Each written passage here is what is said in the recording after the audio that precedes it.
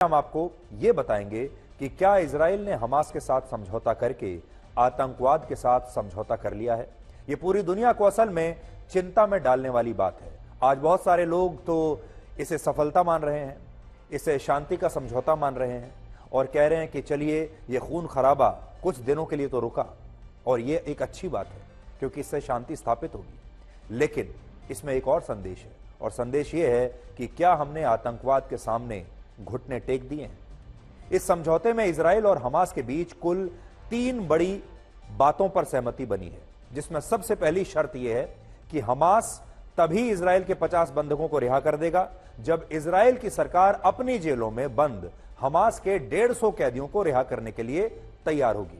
यानी पहली जो सबसे बड़ी शर्त है वो ये है कि इजराइल के 236 में से 50 बंधकों को हमास छोड़ देगा और इसके बदले में इजराइल को हमास के 150 कैदियों को रिहा करना पड़ेगा। यानी 50 के बदले 150 कैदी इजराइल रिहा करेगा। इजराइल की सरकार ने पहले शर्त को मानने से इनकार कर दिया था और कहा था कि वो किसी भी कीमत पर ऐसे लोगों की रिहाई को अपनी मंजूरी नहीं देगा जो इजराइल को खत्म करना चाहते हैं। लेकिन आज कैबिनेट की बैठक में इजराइल की सरकार ने इस शर्त को मंजूर कर लिया, या आप ये भी कह सकते हैं कि इजराइल की सरकार इस शर्त को मंजूर करने पर मजबूर हो गई। अब इजराइल अपनी जेलों में बंद हमास के 150 कैदियों को रिहा करेगा और इसके बदले में हमास इजराइल के 50 बंधकों को छोड़कर समझौते की पहली शर्त का पालन करेगा। 50 मतलब 236 में से सिर्फ 50 छोड़ेगा, सबको नहीं छोड़ेगा। इसके अलावा हमास की तरफ से जिन 50 बंधकों को रिहा किया जाएगा उनमें महिलाओं और बच्चों की संख्या सबसे ज्यादा होगी। दूसरी तरफ इन 50 बंधकों को छुड़ाने के लिए इजराइल हमास के न सिर्फ 150 लोगों को अपनी जेलों से रिहा करेगा बल्कि उसे गाजा में 4 दिन के लिए युद्ध विराम यानी सीज फायर को भी लागू करना होगा। अगर पहले दौर में बिना किसी उल्लंघन के इन सभी शर्तों का पालन हुआ तो फिर दूसरे चरण की शर्तें लागू होंगी। यानी इस पूरे खेल का स्टेज 1 है, लेवल 1 है। जैसे आप एक वीडियो गेम खेलते हैं बिल्कुल वैसे ही पहले लेवल 1 है और फिर लेवल 2 आएगा। जो दूसरा चरण होगा उसमें अतिरिक्त 10 बंधकों की रिहाई पर सीज फायर को 1 दिन के लिए आगे बढ़ाया जाएगा। यानी हर बार जब 10 बंधकों को छोड़ा जाएगा तो यह युद्ध विराम 1 दिन के लिए और आगे बढ़ जाएगा। यानी 50 बंधकों के बाद जैसे जैसे हमास के आतंकवादी बाकी के बंधकों को रिहा करेंगे वैसे वैसे इस सीज फायर को 1-1 दिन के लिए आगे बढ़ाया जाएगा और इस तरह से यह युद्ध थम जाएगा और शायद यहीं पर खत्म भी हो जाए। हमास ने इजराइल के 236 लोगों को इस समय बंधक बनाया हुआ है, या ये कह सकते हैं कि अभी 236 लोग जिंदा बचे हैं और अगर वो इनमें से 50 बंधकों को रिहा करने के बाद हर दिन अगर 10-10 बंधकों को भी रिहा करता है तो फिर गाजा में 22 दिनों तक ये सीज फायर लागू रह सकता है। हालांकि हमें अब यह लगता है कि हमास इस सीज फायर को और भी लंबा खींचने की कोशिश करेगा और यह युद्ध शायद इसी सीज फायर पर समाप्त हो जाएगा। इस समझौते को लेकर हमास की तरफ से भी कुछ जानकारियां दी गई हैं जिनमें बताया गया है कि सीज फायर के दौरान इजराइल की सेना गाजा में न तो अब कोई हमला करेगी और न ही गाजा में इस दौरान किसी को भी गिरफ्तार किया जाएगा। इसके अलावा युद्ध विराम के समय दक्षिण गाजा के ऊपर एयर ट्रैफिक पूरी तरह से बंद रहेगा और उत्तरी गाजा में भी सुबह 10 बजे से शाम 4 बजे तक एयर ट्रैफिक पर यही प्रतिबंध लागू रहेंगे। बड़ी बात यह है कि समझौते के लागू होने के बाद इजराइल की सेना को गाजा में फ्यूल की सप्लाई को बहाल करवाना होगा और जो सैकड़ों ट्रक अभी राहत सामग्री के साथ गाजा की सीमा पर खड़े हुए हैं अब उन सभी ट्रकों को उन्हें भी गाजा में प्रवेश करने की अनुमति देनी होगी।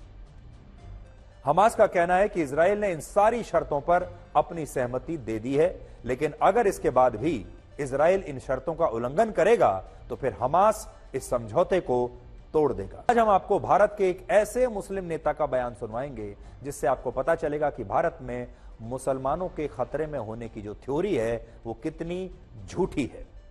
ये बयान AIMIM पार्टी के नेता असदुद्दीन ओवैसी के सगे भाई अकबरुद्दीन ओवैसी का है, जिन्होंने तेलंगाना की एक चुनावी रैली में एक पुलिस इंस्पेक्टर को खुलेआम धमकी देते हुए कहा कि अगर उन्होंने रैली में आए अपने समर्थकों को एक इशारा किया तो ये समर्थक पुलिस को वहां से भागने के लिए मजबूर कर देंगे।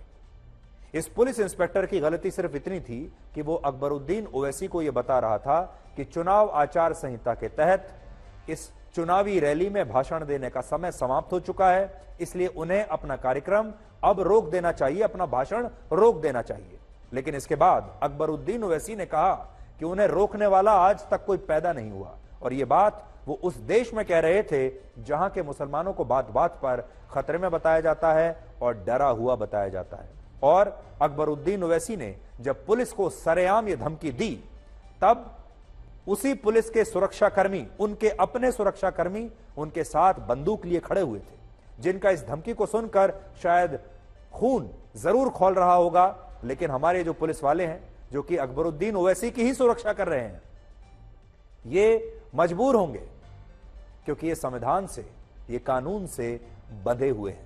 पहले आप ये देखिए कि अकबरुद्दीन ओवैसी ने पुलिस के लिए कितनी आपत्तिजनक भाषा का इस्तेमाल किया है, और ये सिर्फ पुलिस के लिए नहीं, ये लोकतंत्र के लिए एक आपत्तिजनक भाषा मानी जाएगी, हमारे संविधान के लिए भी आपत्तिजनक भाषा मानी जाएगी। अब आप खुद सुनिए। आपको फिर चलिए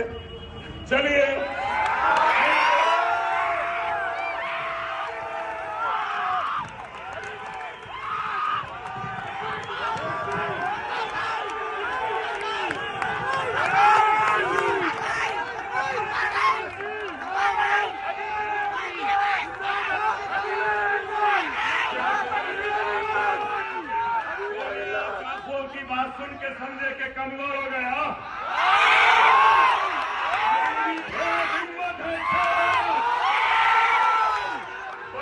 कि तेरे 5 मिनट अभी बोलूंगा 5 मिनट। कोई मार का लाल पैदा नहीं हुआ मुझे।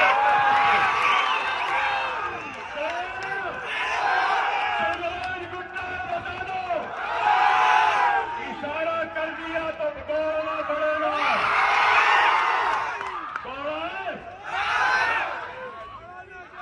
मैं आपसे यही कह रहा हूं कि ऐसी आते हमारे इत्तेहाद को कमजोर करने के लिए होशियार रहो।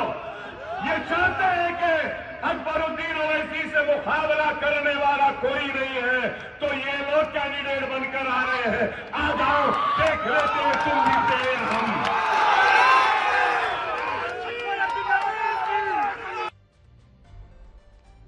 तो आपने देखा कि अकबरुद्दीन ओवैसी कितने डरे हुए दिखाई दे रहे हैं। आपने ये भी महसूस किया होगा कि वो कितने असुरक्षित महसूस कर रहे हैं। क्या आपको ऐसा लगा कि ओवैसी साहब डरे हुए हैं? क्या आपको ऐसा लगा कि वो असुरक्षित महसूस कर रहे हैं? बल्कि वो तो मंच पर खड़े होकर खुलेआम भारत के संविधान को चुनौती दे रहे हैं, भारत के लोकतंत्र को चुनौती दे रहे हैं, भारत की पुलिस को चुनौती दे रहे हैं और उन्हें धमका रहे हैं, और उनके समर्थक जबरदस्त तरीके से उन्हीं के सामने तालियां बजा रहे हैं। वो जितना ज्यादा अपमानजनक भाषा का इस्तेमाल करते हैं, तालियों की गड़गड़ाहट उतनी ही ज्यादा होती है, नारेबाजी उतनी ही बढ़ती जाती है, जैसे कि जनता ये कह रही हो कि वाह ओवैसी साहब, बिल्कुल आप ऐसा ही करिए। अब हम आपको ये बताएंगे कि हमारे देश में जितने लोग एक चाय की दुकान पर खड़े होकर वर्ल्ड कप की बातें करते हुए मिल जाते हैं, अपनी टीम की बातें करते हुए, समर्थन करते हुए मिल जाते हैं, उतने लोग भी ऑस्ट्रेलिया में वर्ल्ड कप जीतने वाले खिलाड़ियों का स्वागत करने के लिए वहां के एयरपोर्ट पर नहीं आए। अब तस्वीरें देखिए। इन तस्वीरों में आप देख पाएंगे कि जब ऑस्ट्रेलिया के खिलाड़ी सिडनी एयरपोर्ट पर वर्ल्ड कप जीतने के बाद पहुंचे, तो वहां उनका इतना फीका स्वागत हुआ कि भारत में इन तस्वीरों को देखकर यह चर्चा शुरू हो गई कि क्या ऑस्ट्रेलिया के लोग इतने व्यस्त हैं कि वो अपनी वर्ल्ड चैंपियन टीम का स्वागत करने के लिए एयरपोर्ट पर भी नहीं आ पाए। आप पहले इन तस्वीरों को देखिए, जब ऑस्ट्रेलिया की टीम वापस अपने देश पहुंची वर्ल्ड कप जीतने के बाद, तो एयरपोर्ट पर उनका कितना फीका स्वागत हुआ है, देखिए। तो ये तस्वीरें अगर आप देखेंगे, 2-3 बातें इसमें ध्यान देने योग्य बातें हैं। एक तो स्वागत बड़ा फीका हुआ ऑस्ट्रेलिया के खिलाड़ियों का। दूसरा आप ये देखेंगे कि ऑस्ट्रेलिया के खिलाड़ी आम नागरिकों की तरह ही एयरपोर्ट पर उतरे हैं, एयरपोर्ट से बाहर निकल रहे हैं, अपना सामान, अपने सामान की ट्रॉली खुद खींच कर ले जा रहे हैं, और आपको ऐसा लगेगा जैसे ये कोई आम पैसेंजर्स हैं। हमारे देश में आईपीएल के क्रिकेट खिलाड़ी भी एक वीवीआईपी की तरह चलते हैं। हमारे देश में अगर आईपीएल में खेलने वाला भी कोई लोकप्रिय क्रिकेट खिलाड़ी होगा तो उसे भी एक वीवीआईपी प्रोटोकॉल मिलता है, उसे भी एक वीआईपी ट्रीटमेंट मिलता है और एयरपोर्ट पर उनका ऐसा स्वागत होता है जैसे वो कोई बहुत बड़ा काम करके इस देश के लिए आए हों। यह फर्क है ऑस्ट्रेलिया के खिलाड़ियों में और हमारे देश के खिलाड़ियों में, और वहां होने वाले स्वागत में और हमारे देश में होने वाले स्वागत में। हमारे देश में बहुत सारे लोगों को यह बात भी काफी हैरान कर रही है कि ये सारे खिलाड़ी जब एयरपोर्ट से बाहर निकले तो उनका सामान उठाने के लिए भी किसी ने उनकी मदद नहीं की। यहां तक कि उनकी सरकार ने या एयरपोर्ट ने भी कोई प्रोटोकॉल ऑफर नहीं किया। सब लोग देखिए अपना सामान खुद ही लेकर जा रहे हैं।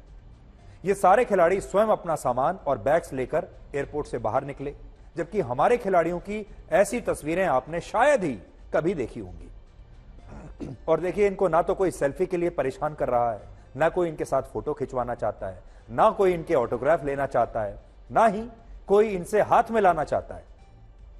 हमारे देश में क्रिकेट के खिलाड़ियों को एक वीवीआईपी ट्रीटमेंट मिलता है और वो कभी भी इस तरह से खुद अपना सामान ले जाते हुए आपको नजर नहीं आएंगे। और हमारे देश में तो सामान्य दिनों में भी अगर कोई क्रिकेट खिलाड़ी लोगों को एयरपोर्ट पर दिख जाता है, सामान्य दिनों में भी बिना किसी मैच के भी, तो भी बहुत बड़ी भीड़ उन्हें देखने के लिए आती है, उन्हें घेर लेती है, सेल्फी लेती है, फोटो खिंचवाती है, हाथ मिलाती है, नारे लगाती है। लेकिन ऑस्ट्रेलिया के खिलाड़ियों के साथ ऐसा कुछ नहीं हुआ। तो इसका कारण क्या है? इसका कारण है क्रिकेट के प्रति दोनों देशों के लोगों का नजरिया।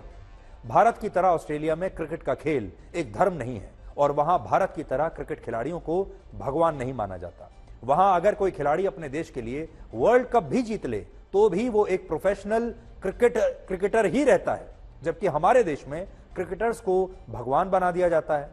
लोग उन्हें लेकर बहुत भावुक हो जाते हैं, इमोशनल हो जाते हैं, और हमारे देश में लोग क्रिकेट के और क्रिकेटर्स के दीवाने हैं। यही वजह है कि जब भारत की टीम वर्ल्ड कप जीतती है तो हमारे देश के लोग कई कई दिन रात तक जश्न मनाते रहते हैं, लगातार रुकते नहीं हैं। और जब टीम हार जाती है तो कई कई दिनों तक हमारे देश के लोगों की आंखों से आंसू भी नहीं रुकते। अब आखिर में आपको उस खबर के बारे में बताएंगे जिसका इस समय पूरा देश इंतजार कर रहा है, और यह खबर उन 41 मजदूरों के बारे में है जो उत्तराखंड के उत्तरकाशी की एक निर्माणाधीन सुरंग में इस समय भी फंसे हुए हैं। और आज मैं आपको बड़ी स्क्रीन पर यह दिखाना चाहता हूं कि इन मजदूरों को निकालने के लिए सुरंग के मलबे में जो ड्रिलिंग इस समय चल रही है वो मशीन कहां तक पहुंची है, और क्या आज रात ये मजदूर इस सुरंग से बाहर आ सकते हैं। अब देखिए, बड़ी स्क्रीन पर जब आप देखेंगे तो शायद आपको और अच्छी तरह से बात समझ में आएगी। उत्तरकाशी में स्थित इस निर्माणाधीन टनल की लंबाई लगभग देखिए 41 मजदूर 10 दिन से और 16 घंटे से यहां पर फंसे हुए हैं, और ये सारे मजदूर इस टनल से 200 मीटर अंदर फंसे हुए हैं। 200 मीटर अंदर। ये उत्तरकाशी टनल का जो पूरा एक डायग्राम हमने बनाने की कोशिश की है। इन मजदूरों को अब लगभग 3 फीट चौड़े एक पाइप के रास्ते निकालने की कोशिश हो रही है, और सुरंग के अंदर एक और टनल बनाकर मजदूरों को बाहर निकालने की तैयारी इस समय चल रही है। यह सुरंग 13 फीट चौड़ी और 9 मीटर ऊंची है, और इस टनल के अंदर अब 90 सेंटीमीटर यानी 1 मीटर चौड़े पाइप का एक और टनल बनाया जा रहा है। तो आप देख सकते हैं कि अलग अलग ये मजदूर यहां पर फंसे हुए हैं और कैसे अलग अलग टनल्स बनाई जा रही हैं। एक सप्लाई पाइप ये लगाई गई है, सप्लाई पाइप 2 ये लगाई गई है जिससे खाने पीने का सामान जा रहा है, और ये जो बड़ा पाइप है इसे ड्रिल करके अंदर तक यहां तक ले जाने की कोशिश की जा रही है कि ये यहां तक जब पहुंचे तो इस पाइप में से इन सारे मजदूरों को निकाला जा सकता है। अब 60 मीटर जो है उसमें से 42 मीटर की ड्रिलिंग हो चुकी है, और अब 18 मीटर की जो ड्रिलिंग है वो अभी बाकी बची है। सुरंग के अंदर यह मलबा 60 मीटर तक के क्षेत्र में फैला हुआ है, जिसमें बड़ी चट्टानें भी हैं, यानी सुरंग के अंदर 60 मीटर की एक मोटी दीवार इस समय बन गई है। 60 मीटर की, ये जो आपको दिख रहा है ये एक 60 मीटर की मोटी दीवार बन गई है। ये मलबे की दीवार है। पिछले सप्ताह से ही इसी मलबे की दीवार में ड्रिल करके पाइप्स के लिए रास्ता बनाया जा रहा है। अब तक 45 मीटर तक रास्ता बन चुका है, जो लेटेस्ट हमारे पास खबर आई है, और केवल 15 मीटर का रास्ता और बचा है, जिसके बाद अगर 15 मीटर तक और ड्रिलिंग करके ये पाइप पहुंच गया तो फिर मजदूरों को निकाला जा सकेगा। मलबे में ड्रिल करके 8-8 मीटर लंबे पाइप भेजे जा रहे हैं, जिनको जोड़ा जा रहा है अब आपस में। अब केवल 2 और पाइपों को भेजा जाना बाकी है और बचाव टीमों को यह उम्मीद है कि यह बहुत जल्द हो जाएगा, आज रात या कल सुबह तक। यहां आप देख सकते हैं कि इस मोटे पाइप के नीचे 2 और छोटे पाइप हैं और इन्हीं पाइपों से मजदूरों तक खाने पीने का सामान और दवाएं भेजी जा रही हैं। पहले 4 इंच का एक पाइप डाला गया और उससे जो है इसके बाद परसों 6 इंच का एक दूसरा पाइप पहुंचाने में सफलता मिली, जिसके बाद इस पाइप से मजदूरों तक एक कैमरा भेजा गया और 10 दिन बाद पहली बार मजदूरों का एक वीडियो दिखाई दिया। अब सबको इंतजार है कि ये 900 मिलीमीटर का पाइप बहुत जल्द मजदूरों तक पहुंच जाए। तो देखिए, यहां मजदूर अभी फंसे हुए हैं और ये जो पाइप है, अब ये धीरे धीरे ये पाइप ड्रिल करके शायद कल सुबह तक यहां तक पहुंचेगा और फिर यहां से उनको बाहर निकाला जाएगा।